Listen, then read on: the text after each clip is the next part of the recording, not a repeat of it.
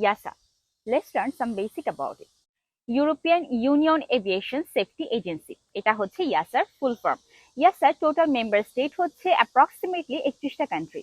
এই 31টা কান্ট্রি ছাড়াও আরো বেশ কিছু কান্ট্রি আছে যারা ইনডিরেক্টলি ইয়াসার রুলস অ্যান্ড রেগুলেশন ফলো করে থাকে, তবে তারা ইয়াসার সম্পূর্ণ রুলস অ্যান্ড রেগুলেশন ফলো করে না। তারা ইয়াসার রুলস অ্যান্ড রেগুলেশন গুলোকে মডিফাই করে থাকে, অথবা তারা কিছু কিছু রুলস তাদের মতো করে চেঞ্জ করে থাকে। এদের মধ্যে বাংলাদেশও হচ্ছে একটি কান্ট্রি যা ইয়াসাকে ইনডিরেক্টলি ফলো করে থাকে।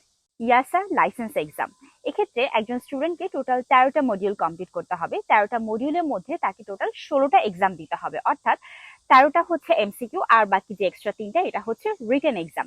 এখন স্টুডেন্ট এরোস্পেসেরও হতে পারে বা এভিওনিক্সেরও হতে পারে, মডিউল তাকে 13টা কমপ্লিট করতে হবে এবং এক্সাম 16টাই দিতে হবে। শুধুমাত্র পার্থক্যটা হচ্ছে এরোস্পেস এবং এভিওনিক্স স্টুডেন্টদের ক্ষেত্রে কিছু কিছু মডিউল থাকে যেগুলো different. On job training part 147 approved কোনো ইনস্টিটিউট থেকে যদি কোনো স্টুডেন্ট তার লাইসেন্স কোর্স কমপ্লিট করে তাহলে সেক্ষেত্রে তার এক্সপিরিয়েন্স লাগবে 2 ইয়ার্স। আর যদি নন অ্যাপ্রুভ কোনো ইনস্টিটিউট থেকে কোনো স্টুডেন্ট তার কোর্স কমপ্লিট করে তাহলে সেক্ষেত্রে তার এক্সপিরিয়েন্স লাগবে 3 ইয়ার্স।